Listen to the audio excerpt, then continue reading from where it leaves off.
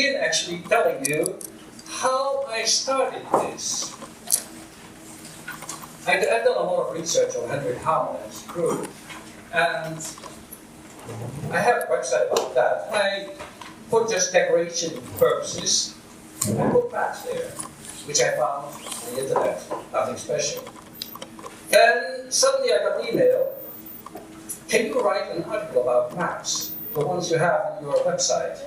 And I was like, what do I know about maps? Okay, but I was also a member on a map email list, and they call themselves mapisters. Am I clear enough, by the way? Yeah? Okay. They call themselves mapisters, and the chairman of that list, I asked him, can I do this? And he said, where do you live? Well, at that time I lived in the Netherlands. He says, stay where you are, I will come. And he came with a bunch of books, and he said, in our university we have tons and tons of maps. You're free to make copies and you're free to do whatever you want. You can do it. Okay, so, well, first I had to read through all these books, and the magazine where I wrote for asked me to write 8 pages of text. I ended up writing 16. And to my big surprise, they published it all. To my bigger surprise, a couple of months later, I was suddenly considered the expert on Western maps of Korea. Now, wait a moment, this is weird. This is a couple of weeks' work, and suddenly I'm the expert. But okay, fine. The last time I spoke about this was quite a while ago, so I maybe here and there hesitate or look at my notes. But over here, the importance of classifying maps and understanding the history behind them. Why? Well, implications of the naming of seas, why is that? Because I have been a member of the association of the naming of the East Sea. Of course, you all know that as the Japanese Sea. Why is it important? Because at that time, both Japanese and the Koreans, they were just collecting maps and counting them. And they said, okay, look, we have 500 maps with the East Sea. And the Japanese said, we have 501 with the Japanese Sea. So you lose. And I was like, no, that's not how it works. Why? Because map makers copied from each other. They were not original. You have to realize that making an engraving is a lot of work and is very expensive. And very often, if one of the map makers died, one of the others would try to lay hand on his collection of copper plates. Therefore, it's no use just counting maps. And why is it? It is therefore important to classify them, because, as I said, they just really copy from each other.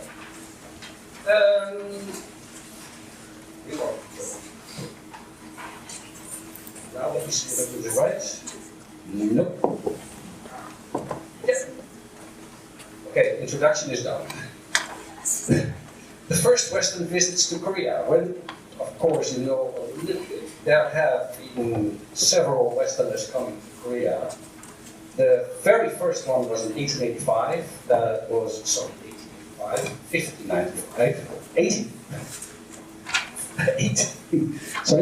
1585, which was a Portuguese, about which we just don't know very much. But at least he brought some of his knowledge to the Portuguese in Japan. The second one coming to Korea was a Spanish guy, and Gregorio Cespedes. He was a priest, and he was preaching for the Japanese daimyo. He didn't write very much about Korea either. Most memorable was that he wrote that Korea was dirty. Not very much more. Then the third one is a Dutch guy called Jan Savenije, and for Koreans he is known as Park Jan. Then another group came in 1653, And that was a group of 36 survivors of a shipwreck, of which 8, 13 years later, went back to the Netherlands. And that was the first time that Korea was really introduced to the West. Now, first I'm going to talk about this, the history of the Western map makers before Korea showed on maps, the history of Western map makers once Korea showed up on maps, and the classification. People have been mapping the world since cartography started with the revival of knowledge of Ptolemy. And who was Ptolemy? Ptolemy was a Greek who lived in the 2nd century in Egypt. He made maps which were not so bad. He made the world in 360 degrees, as we still do, and he introduced a method to establish the meridians and parallels and projected the world on a round surface, shape of the world on a flat surface. How do we know about that guy? Because Greek manuscript copies were made in the 12th to the 14th centuries, which were brought by scholars to Italy from Constantinople and therefore translated into Latin, and they were studied. Marco Polo was the first Westerner to mention Korea briefly, but it lasted till 1595 before it showed up on the Western maps. Now, the next guy, Martin Waldeseemüller, he was born in about 1470 in Radolzo, Württemberg, and he died in about 1580 to 1521 in Saint-Dié, Lorraine. On his map, you will see Japan, Korea, which is not true, by the way. Later I discovered that was not true, but okay. The world image of Ptolemy only reached to the backside of India. So he knew some things. He knew actually quite a lot, which you will see a little bit later. Waldeseemüller, he took, therefore, information from Marco Polo about Tartary. I think the microphone is starting to do strange. Can you still hear me if I speak it out? No. No? Okay, well, I will try. About Tartary and Zipangri. And Zipangri, what do you think? What is Zipangri? Yeah, right, correct. And that translated that into a map and added the world map of. Who said? What was that? Here's the answer. Wait a moment. We're talking about what? Zipangri. Zipangri, but that was Marco Polo. That's about. What was Marco Polo? I didn't get his answer. Japan. Okay. Now this is this map. I'm going to be a little bit more visual. This is Europe. England has a strange addition over here. Denmark is also a little bit weird, but yeah, then imagine this guy was living in Egypt. He was Greek, but he was living in Egypt. You see, they just knew quite a lot. You have to imagine, again, people had no satellites. They knew only things from what they heard from others. And it is relatively accurate.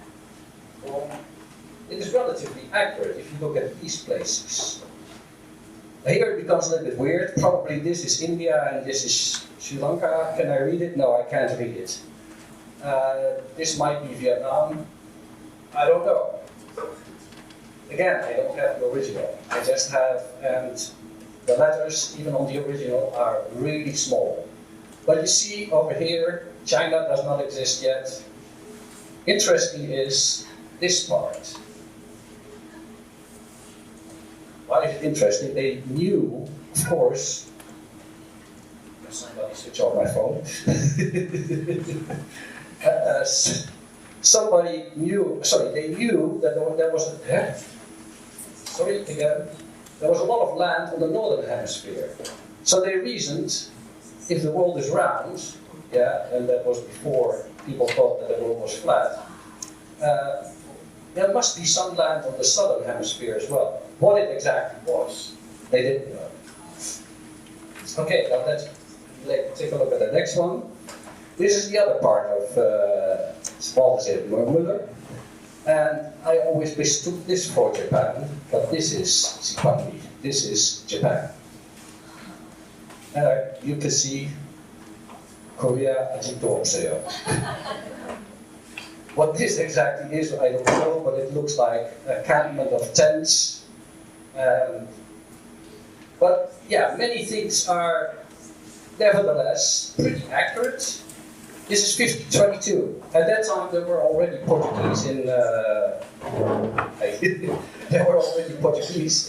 Japan and in China, so people did know some things. So now I go back. Yeah. Then we come to the Dutch map makers. Why were the Dutch map makers so important?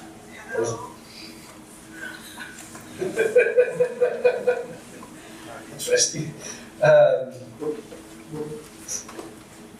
Despite the fact that Holland was in war with Spain, they thrived. Those bloody Dutch were everywhere, except in the east, and that comes later. Mercator was a map maker. Dutch names are funny too, by the way. You know what this means?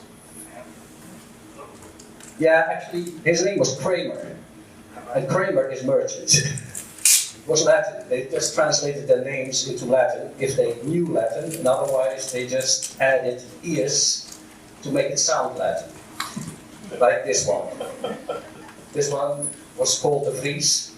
Yeah, make it Frisius, and it sounds Latin.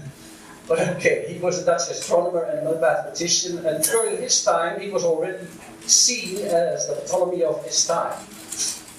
However, his production was not very big. He made some maps, he left behind a pair of globes, 5 wall maps, and an unfinished cosmography. His example was followed quite a while, and we go to the next one. And this is such a wall map.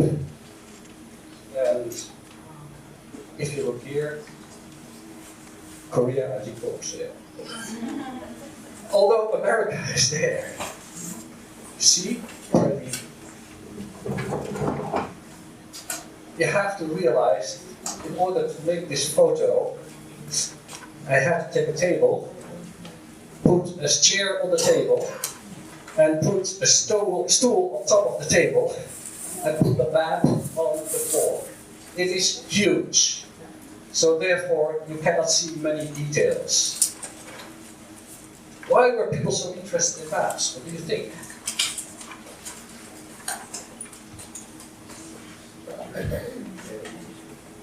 That was one reason, but you can't use this for navigation.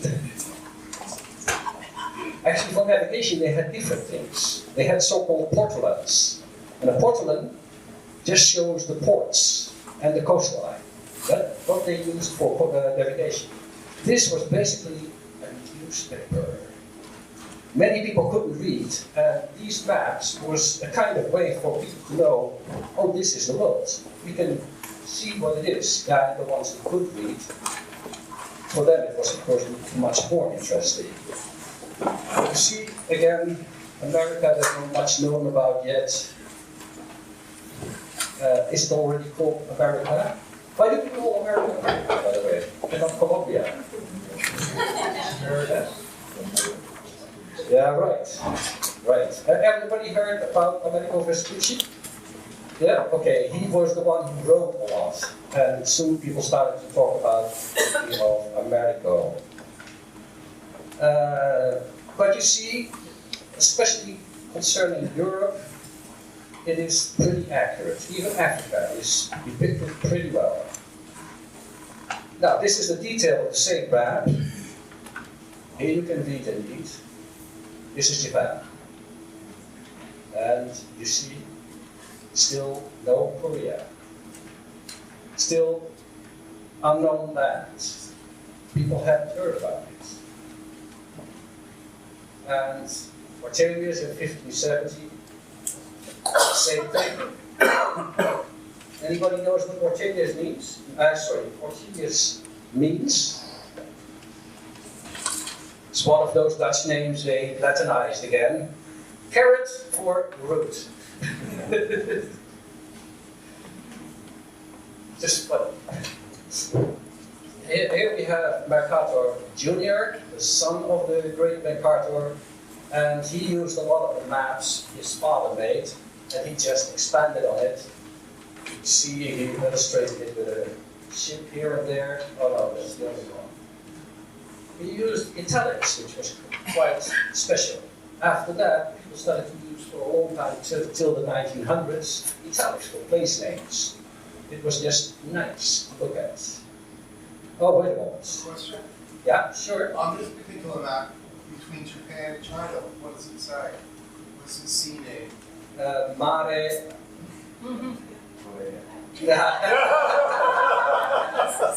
I hate to disappoint you. CJN. That's all I can make of it. But probably Mare Orientalis. I'm not so sure it might be construed as a G as well. I don't know. I think it doesn't say anything. You can see it for yourself, Mare.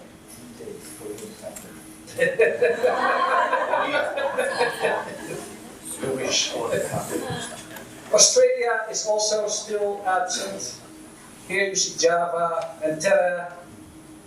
This is actually the future of Australia. This is Terra Incognita. Terra Australis Incognita. Southland. Oh, wait. Then, to the period from around 1550 to the end of the 17th century is called the Dutch Age of Photography. And a map made in Amsterdam was guaranteed of very good quality. One of the customers of Portuguese wanted to have any map which was published. And until that time, a map was just rolled and came in a kind of tube, and that was it. And Portuguese thought that is very unhandy. And he was the one who said at a certain moment, okay, let me make the maps one size, and let me bind them into a book. And that was basically the first atlas.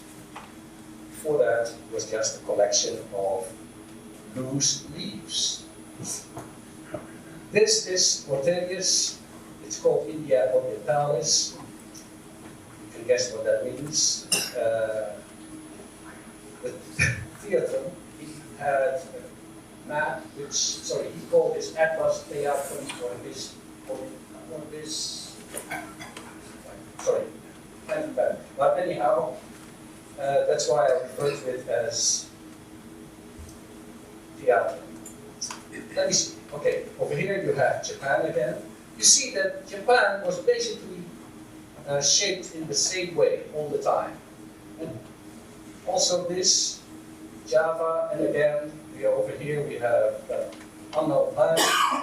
And here another unknown land. And that is, notice, that's New Guinea, Numa Guinea. And over here, Philippines, Borneo. They knew all the things, but again, as I said, they had no airplanes, no satellites. So everything was done on stories from third people, sailors who themselves couldn't draw. Even the captain themselves, they didn't make the maps. It was done in Amsterdam. So all these people never left Amsterdam, actually.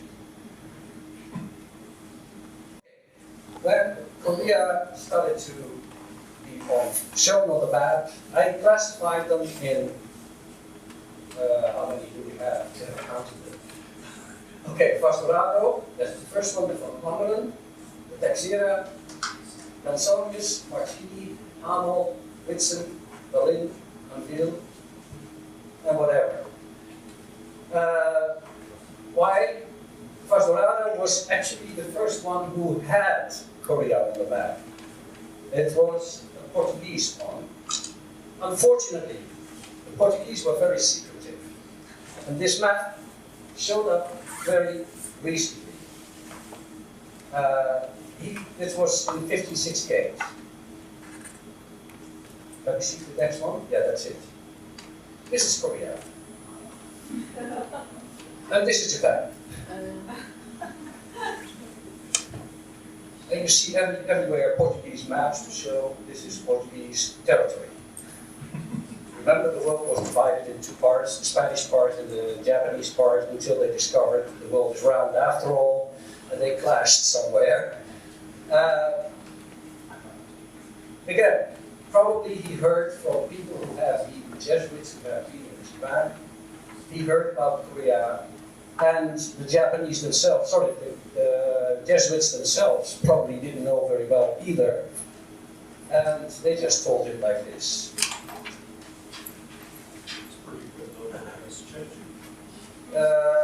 I'm not so sure if this is Chechi though. How? It was the Auckland Mountains of Auckland, not the text.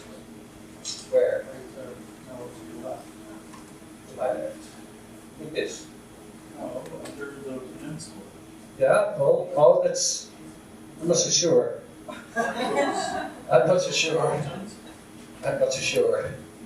Again, you have to realize that these maps were made into a facility, and they're about this size.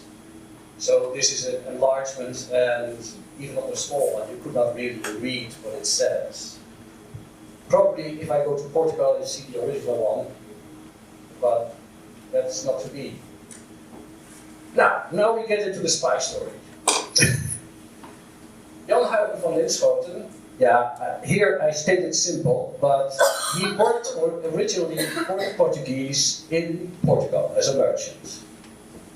But due to the Spanish-Dutch War, the Dutch ships coming to Portugal, they were confiscated, so the Dutch could not get their goods anymore. And he realized that that was not possible anymore, so he decided to go to the Indies. And again, everything which was India and the west of it was called India. And he went to Goa, and he worked for a bishop over there, and he copied diligently every map he could find, and the stories of the sailors. And when he came back to the Netherlands, he wrote 2 books, and he revealed his findings. I think you can read all this, except maybe the Dutch.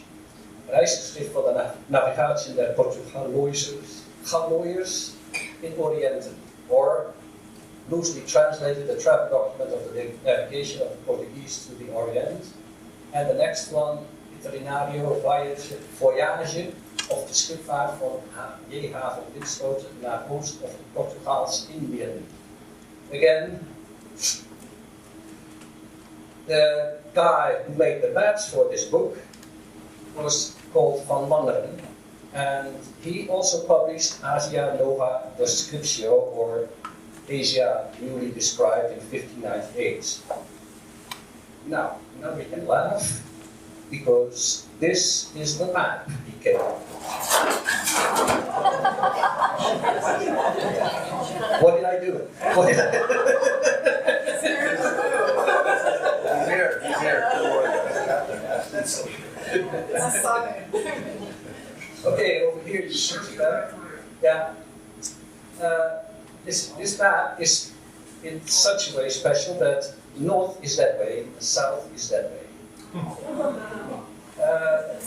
The custom to make north always up was invented later. It was not always the custom. Maps were made as it came.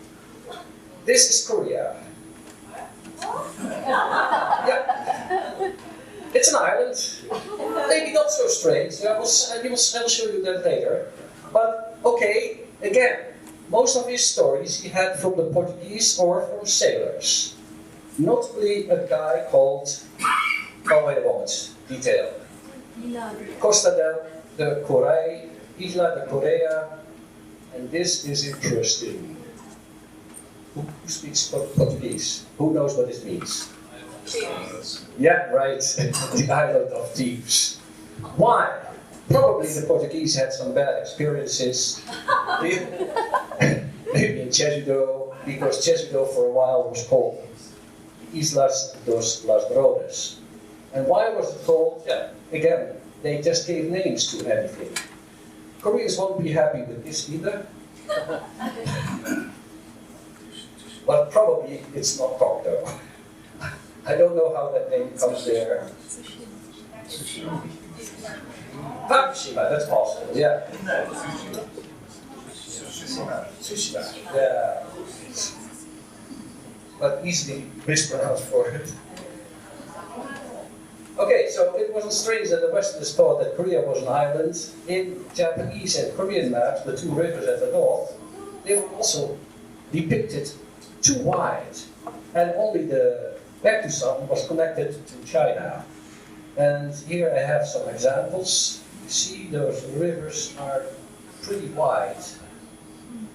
And the problem is, Korean maps were made for different reasons than Western maps. They were not made for accuracy, but they were made for administrative purposes. They had to know how many people lived there, what the distances were, but they didn't care that much about the shape. The islands, very often they are depicted too close. Here's another example. Shows what Paldo Chidu. You see here again, the rivers are way too big. Baekdusan is actually the only one. These are pretty late, but maps before that have some other. Here again, you see it's quite wide. Now I go back to Teixeira. Luis Teixeira was a Portuguese map maker who shared information with Ortelius, again, the carrot guy. A Dutch map maker. He showed Korea more or less as a conical island. That's what I showed you before. But that shape was used since about 1595, after the books of Jan van Linschoten came out. Teixeira was also in touch with Jodocus Hondius, again, one of those funny Dutch names. Hond is dog in Dutch, so Hondius is just a Latinization of dog.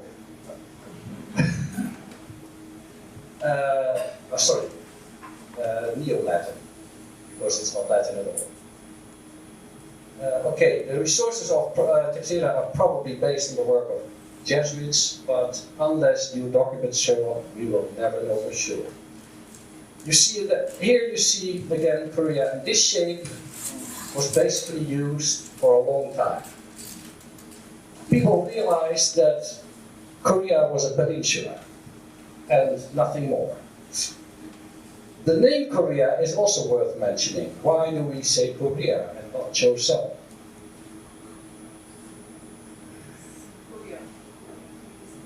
No, actually because of Marco Polo. He was talking about Korea as Kaoli. Kaoli, Chinese pronunciation of Korea.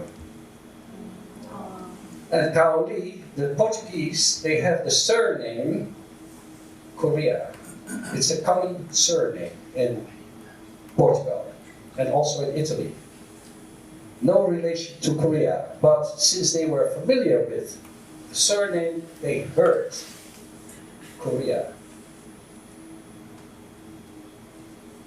Why do I say this? Many, many years ago, I tried to teach a Chinese girl Dutch with the help of Hanja.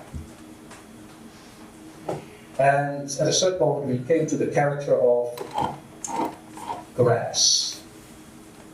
And I said in Dutch, gras. Very pronounced, right? She became very, very upset. She pulled me outside, pointed to grass, and pulled me inside again, and she says, this glas. Glass, grass. And I realized she doesn't even hear the R.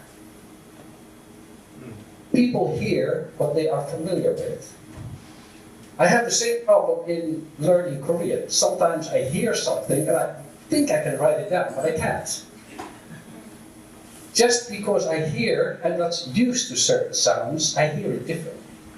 And that's the same with Korea. Of course, Kaoli is a form of Koryo. But It's not the Corea you are familiar with. It's based on Kaoli. Sorry, do I have to show on many more things? You see there's nothing inside Korea, but later that will come. Again, this was done many, many times. This was done by John Speed, that was a British cartographer, sorry.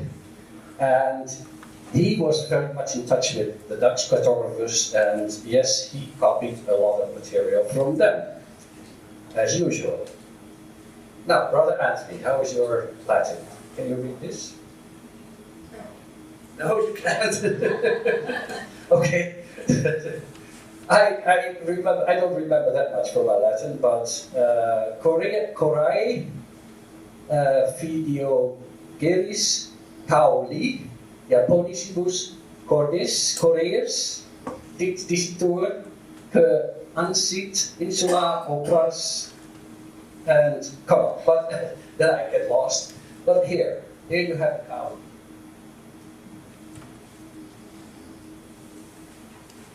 As they said, as they thought that it was pronounced. Here we have the same stuff again, but on another map.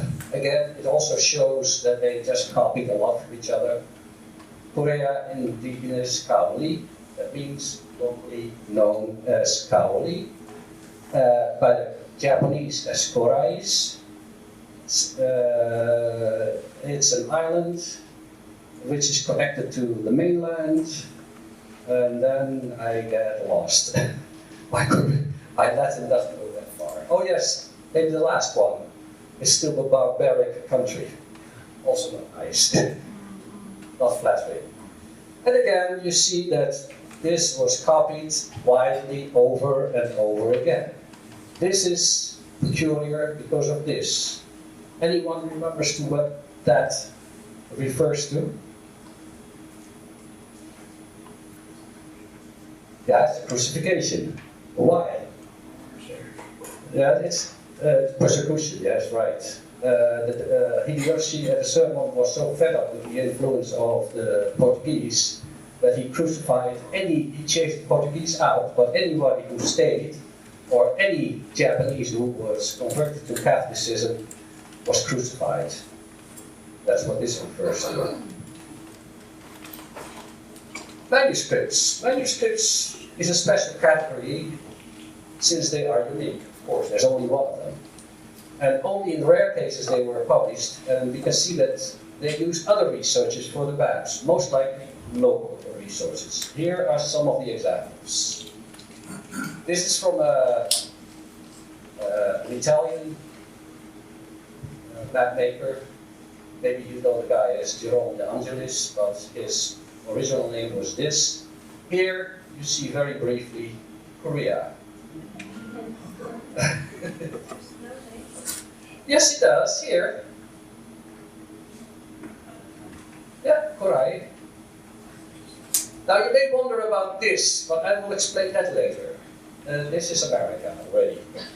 A little bit close, but that's okay. They didn't know.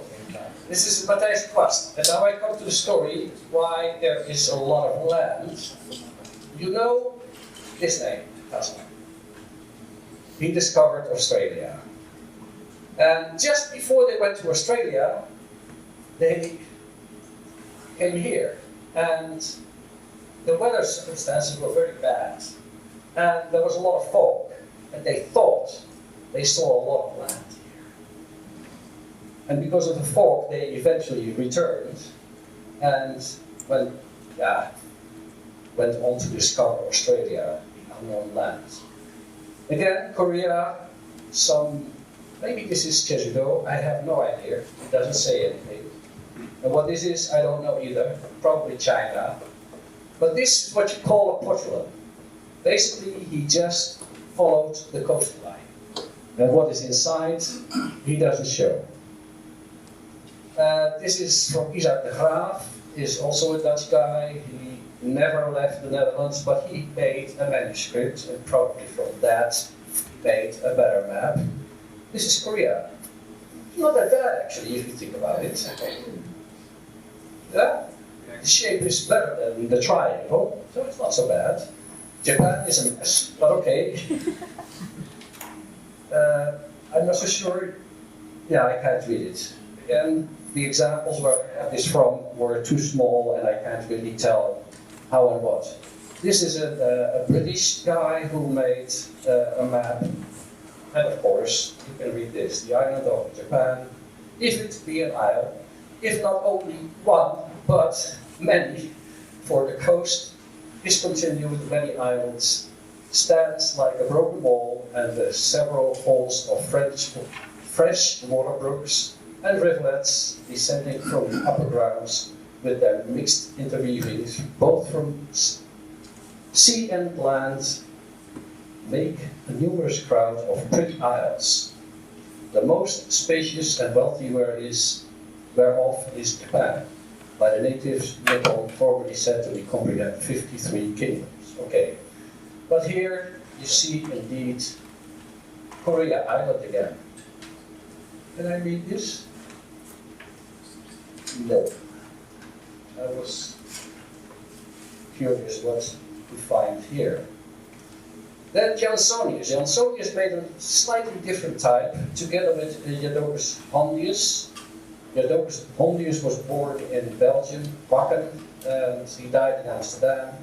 But they used a different shape, roughly an upside conical shape, which wasn't used long, but published by.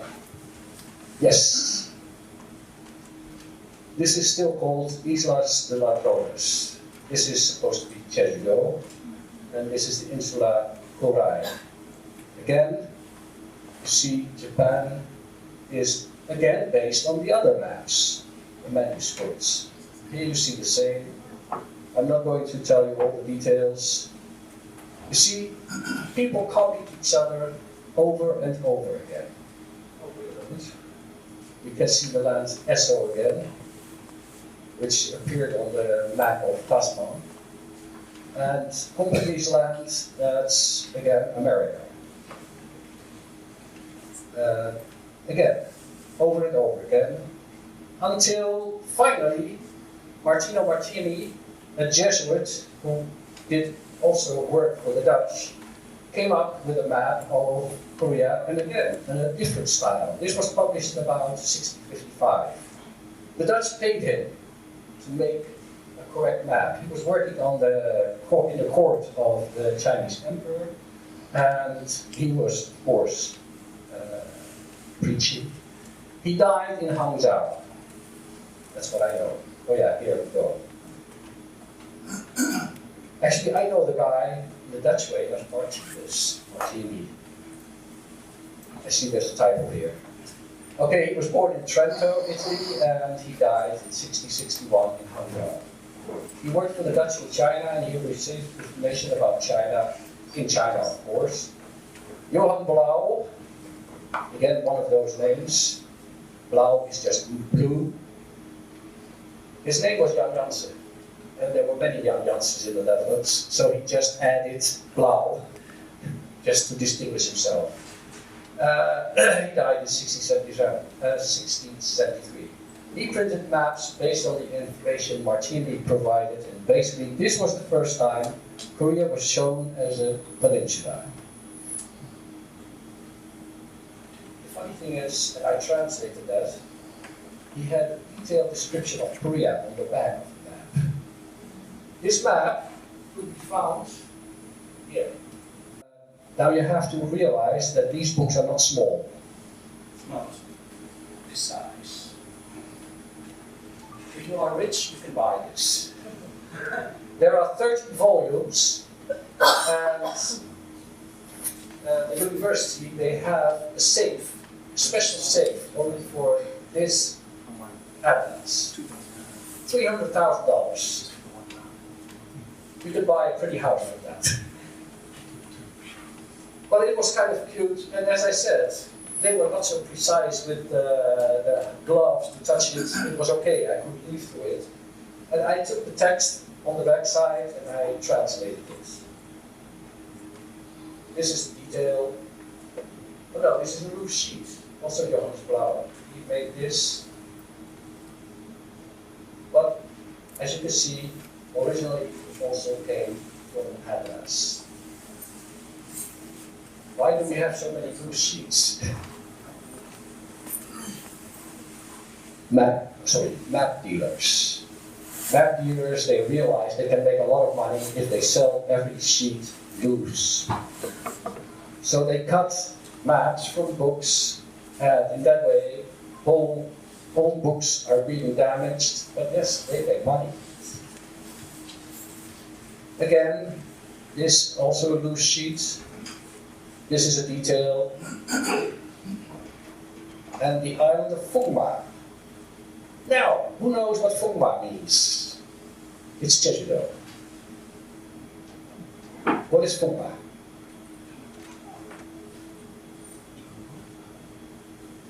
Who knows Chinese? Koreans, come on, Koreans. Horse. Wind and horse. Yeah, right. Wind and horses. Jeju-do was famous by the Chinese for wind and horses. No longer thieves. No. Now the problem with that was there was another island called Ladrones. So there were two islands with the same name. That could not happen, of course. You see, these names are, probably. Oh, wait a moment, this could be Pyongyang. Yeah, right.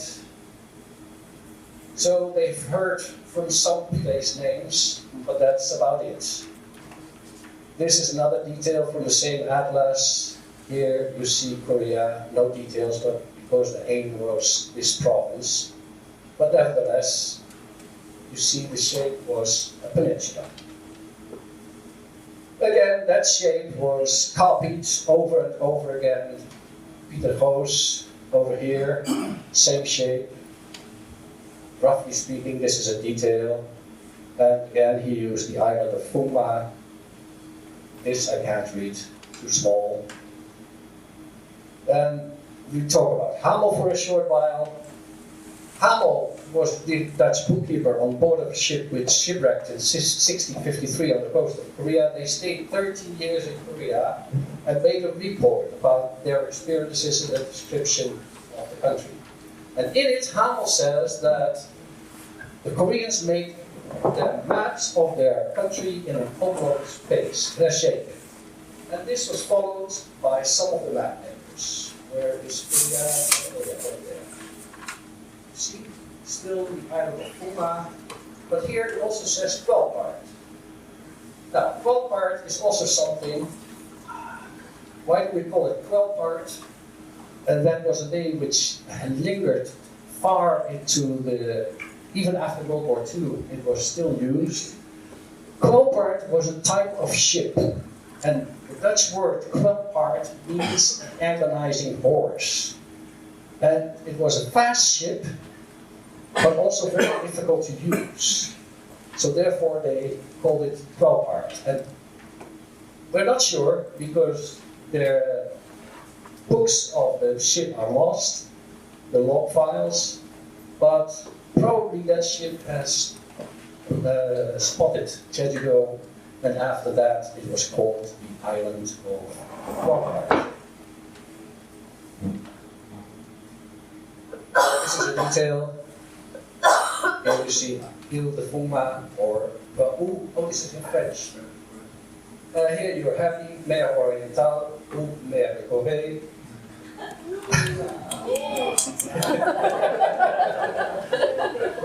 But here you also see Choshen. Now, Kinhe?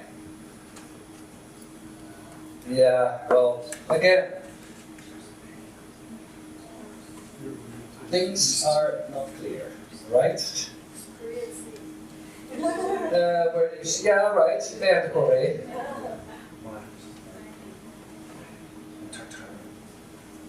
And they called this the Street of Demon. Demon was also a Dutchman who did a lot of things. And the funny thing is, over here you see a lot of Dutch names. So it just shows, if you see the map very carefully, you see that the Dutch names shimmer through the French names. They just sold them to anybody. What do we have here? This is Herman Mol, about which we don't know very much. Probably he came from the Netherlands and he emigrated to London, and he also made a map of Japan. Here he still uses the land of Yesu, the unknown land, which was very big. And this is Linschoten or Tartary. Here you have Korea, Yalin. I don't know. Sea of Korea. Yeah, Sea of Korea. Not easy. Yeah, I had to make people happy at that. Now this is a very weird one, but again, Mer de Corea, or even Mer Septentrionale Jungle. Both names are being used. Nevertheless, oh, wait a moment, I go back. Nevertheless, you don't see that coming back on other maps. Now, then we talk about Witsen. Witsen was the burgomaster of Amsterdam. He taught Tsar Peter the Great the art of shipbuilding and published a book about Russia and the Far East in which Korea can be seen. Roughly speaking, there are two Koreas in this map. Witsen was a learned man, and he also wrote many books. And yes, Tsar Peter the Great was his friend. Tsar Peter the Great lived for a while in the Netherlands in a small house, incognito. Nobody knew who he was, but he learned how to build ships over there.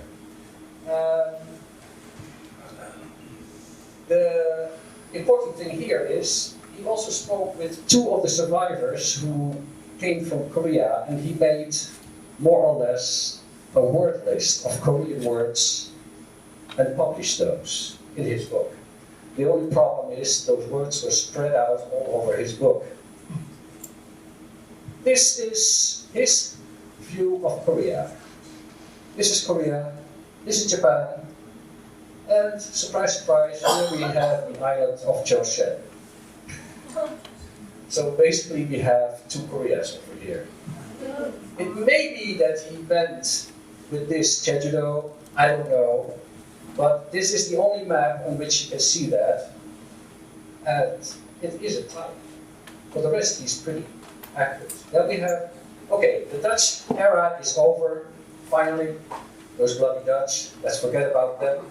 Now we can take a look at Paris, because Louis XIII and Louis XIV, they promoted very much the sciences, gave them a lot of money, and the Dutch were on decline anyhow, so the whole center of map making moved to France.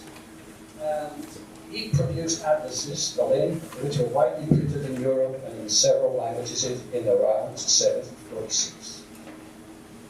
Three different shapes of Korea are shown. Which ones? Here, König, this one is in German, by the way.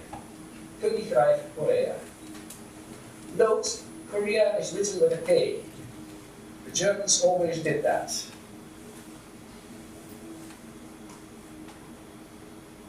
Here, there's another shape. You've seen this shape before, but now on the French map, this is Korea. Fungma. What is this? I don't know. Again, the names, probably fantasy. Of course, you can read anything in those maps, but you have to realize nobody has been in Korea. So everything is more or less fantasy. Then we get to Anvil. Anvil was born in Paris in 1697, blah blah blah. You can read. The Manchu Emperor, Chang'e, he wanted to map his empire, and he took on with new energy when the Jesuits joined the effort in 1709. So in 1 year they had mapped Manchuria, the borders of Korea. And by 1760, they and their Chinese and Manchu assistants had mapped the entire Chinese empire, plus Tibet and Korea. Here's the story behind that. the Koreans did not allow the French to come inside the country. But they could not stop the Chinese. And one of the Chinese more or less laid hands on a map from the king and brought that back to China. And that was copied by the French, and that's this type. You see, pretty accurate. This type is also many, many times. Again, you have two islands, Jeju-do now. One is called Kwelpart and the other is called Puma. Same time. I will show you the detail of that. Oh my God. And you find soul here. Always interesting. Somebody wants to try?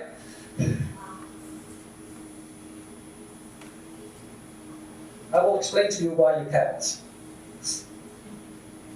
Okay, fine, Pusa. Yeah, you can point to it, but where is it?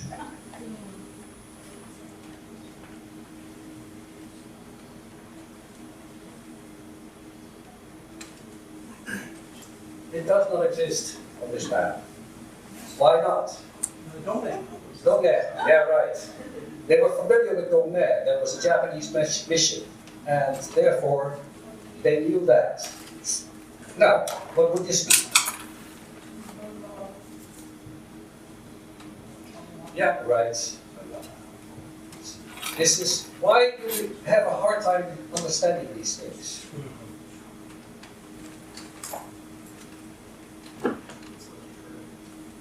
No, it's a little bit more complicated. They have never heard any Korean. But they could read, the Jesuits could read the Hanja. And they knew Chinese. So they wrote in their Chinese way. Therefore, you can't recognize. Where's Jeju-do? Here's Jeju-do. Do we have Fuma somewhere? Yeah, here we have Fuma.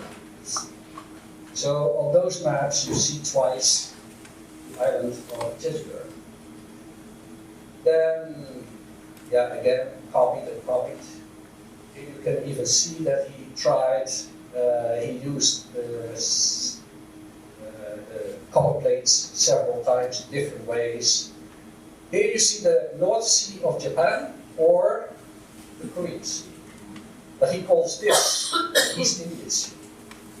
Again, it's no use to count those maps. Because, again, they copied and they copied and they did whatever they thought was appropriate. This is a detail from the same map. This is, again, unknown, I don't know. The map is there, but it's not signed by any cartographer, so I have no idea. Because many of those maps are signed, but many of them aren't. You just guess, probably it's this and this. Here again, Fukba and Kwelpart, but they use the same way of describing. What do we have here? The Sea of Korea. Near Korea. Oh, this is bilingual. This is in Dutch and in French. Then Jean-François de Lagaroux of Comte de la Pérouse. He was born in Hungary and he died probably in 1788 because his whereabouts is unknown. 10 minutes? Okay.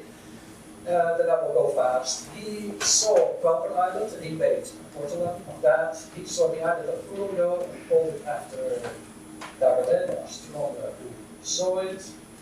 And here's the description.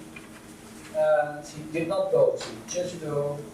And unhappily, it belongs to people who are forbidden to communicate with strangers and who currently enslave those unfortunately enough to be shipwrecked in their coast. This story, of which we had an account before us, was not of a nature to encourage us or to send a boat to the shore. Sounds nice, that.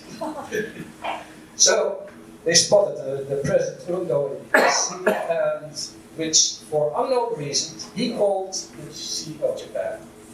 And basically, after that, blame him, the name, the Sea of Japan, was used. It's the first explorer. Yeah, right. They're all scientists. Yeah, right. Well, personally I have this map. So this is Langeren, or Uruguay. This is Chejudo, but it's part of a bigger map around the North Islands. And this is the coast course he took. Somewhere over here is Busan. You see, this is not very clear. We cannot make a real map of this. But this is Portugal. We just show the ports. Then we jump forward to the German Empire, because after the 1800s, before the 1800s, the French money dried up. We had the Napoleon Wars, etc., etc. And the Germans, little by little, became the publishers of maps. And you see, they always wrote Korea with a K. Now, what is this?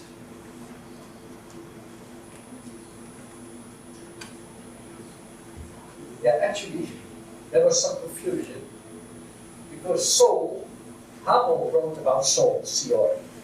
And on some of the French maps you see indeed Seoul. Or Qingdao. And Qingdao was referring to both the province as to the capital. And yes, that's the Chinese pronunciation of the Hanja for Kyoto. But you see there are many more details. Again, very few you will recognize, just because names change. It's a similar map. Here we have probably Langeren, where Kyoto is, nobody knows.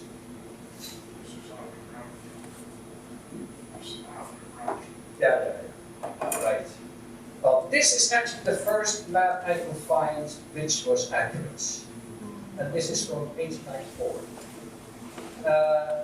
It's made by Henny, and it was published by Carl Flemming, and the company still exists, by the way, but Carl Flemming himself died in 1878.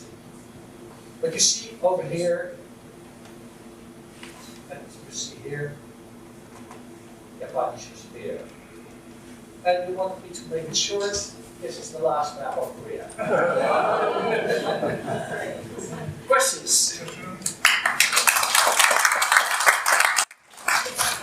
You alluded to some interesting writing on the back of one of the maps, but you never got there. I gather it's less than flattered. It's a whole story. It's a whole story. You can find it on my website. I translate, but it's send me an email and I will show you where it is. Notice on the map sees Orient and Asia. What was the distinction? Orient was just Greece, and Asia was Asia Minor. They knew that already, but they were not sure if Asia Minor and Asia were connected, if it was all continents. How many maps do you have then? Like, where did you buy them, and what's your most expensive map? Wrong question. I have one map. Just one. But I have 360 photos of maps. How much? Oh yes, I have heard of that too.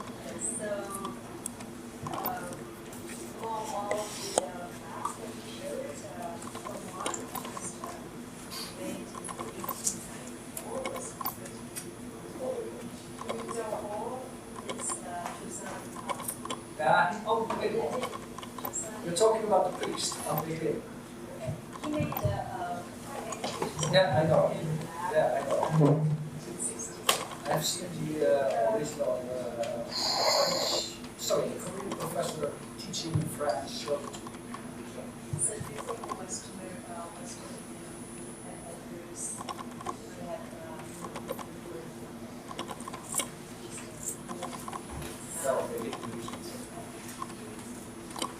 But it's in France.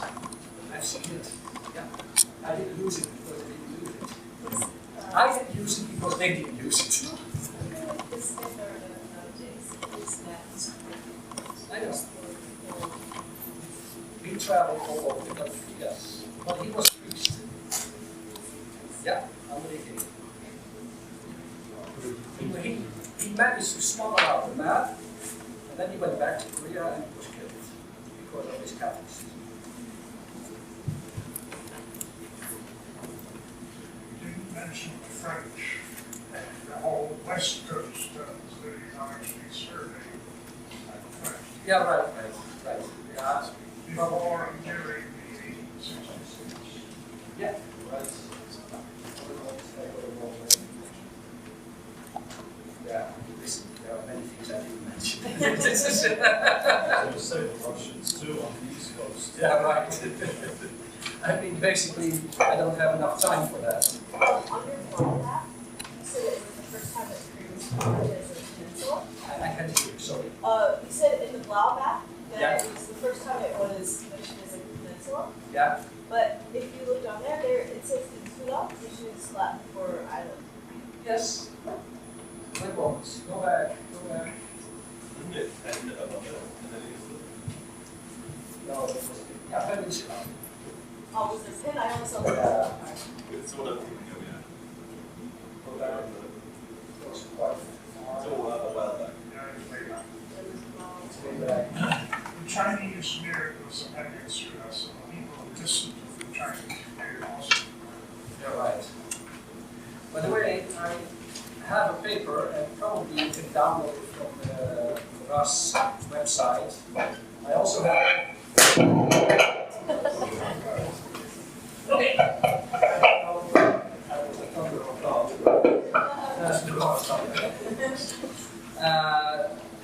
I also have a website about cartography. If you just search for my name, you can read all about it. I have many more maps there, and also many more details. Again, many of those things I can't say over here because my time is very limited. More questions? So is it possible to blame the French for calling the sea the Sea of Japan? Germany. No, the French. De La Perouse was basically the first one as explorer, and after him, everybody started to use the name of Sea of Japan. Is it important? It's just a name. You want to kill me? You said you had only one map. Yeah. Which you would map also, would you? Oh. That's the Did you sell me a map? Fort Hamilton? That I have somewhere rolled up. That's the one map. Any more questions? Do you have any maps about Russia? No. I just, in the archive where I was, there was just one. But then again, many of those Russians, they just copied again from the Dutch or the French. What about the English? The British? The British, John Speed was the only one who The only one? left. Yeah. Surprised at that. Yeah, well, they made maps, but again, they copied Did them. you call Ducto? Yeah. Is he the one who named Ducto that? Yeah. I was interested in the 17th century maps that show the west coast of America. Yeah. Was it just a deduction that if you continued going eastwards after Japan and Korea, you get Well, listen, the first Dutch who came to Japan, they came around Strait of Panama. So they knew America is somewhere over there. It's just deduction, yeah.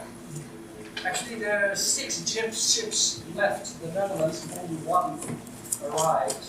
Maybe you heard the story of Will Adams, John Clavel, Shogun, based on Will Adams, the guy who became the rival of the Shogun. There were actually 2 survivors. There were 24 survivors, but they were in a very bad shape, and 2 of them came into the favor of the Shogun, and they became the advisors of the Shogun. And yeah, Will Adams was a British guy, the navigator, and he wrote a lot of letters home. Those are translated into, published, but they were published a lot. The other guy, the Dutch guy, didn't write that much. There was less known. But in Japan, there are places named after the guy. Also have good habits, not as good habits, but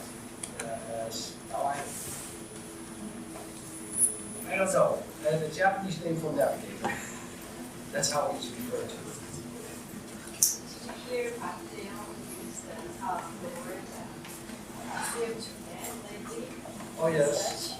There was like a controversy. So what I'd like you to do is to ask people to use maybe Sea of Japan. The problem is I can't do very much about it. Actually, the guy from the Cartography Association, he said it won't happen. There have been many requests to the association, and he said it won't happen. This is just maybe a double name is feasible, but it will not be changed to the EC. The biggest problem is there is already another EC.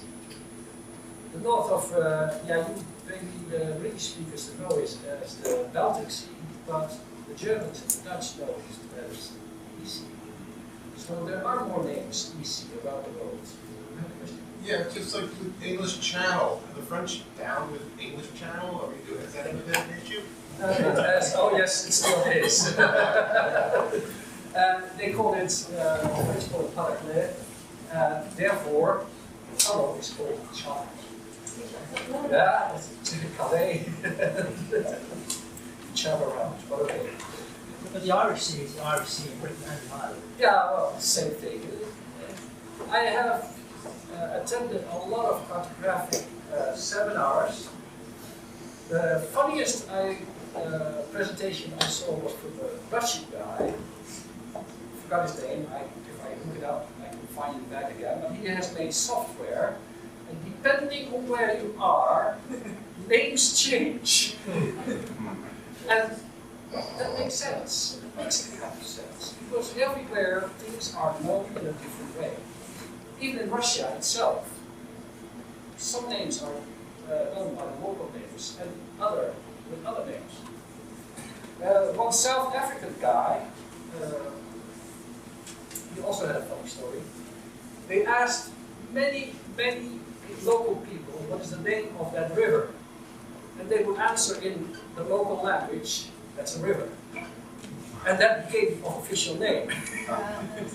So, you have many, well, kangaroo, I don't know if it's true or not, but they asked the local people, what is that? And the Aboriginal said, that's a kangaroo, but they meant to say, I don't know. And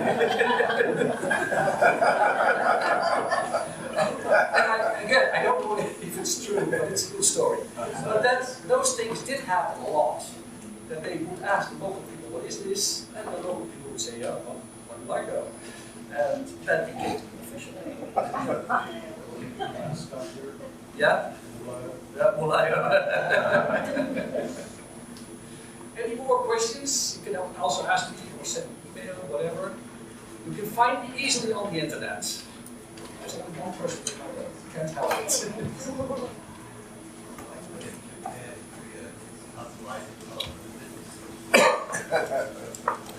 Well, I've been... Wait. The thing is, Japan spends $100 million every year to keep the name in space. $100 million. That's a lot of money. Korea, yeah, just under that. I've been to these seminars, and when I heard that, I was astounded. But yes, in those seminars, I have met a lot of people who had interesting stories. But the Japanese would never show up. Yeah, there was one Japanese, but actually he was Korean. But basically, he gave lectures in a very funny way because he couldn't speak English.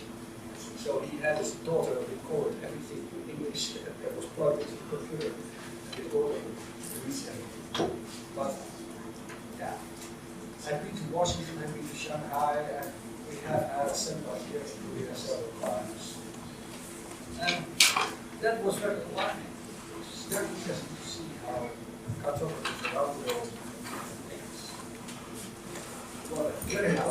think so.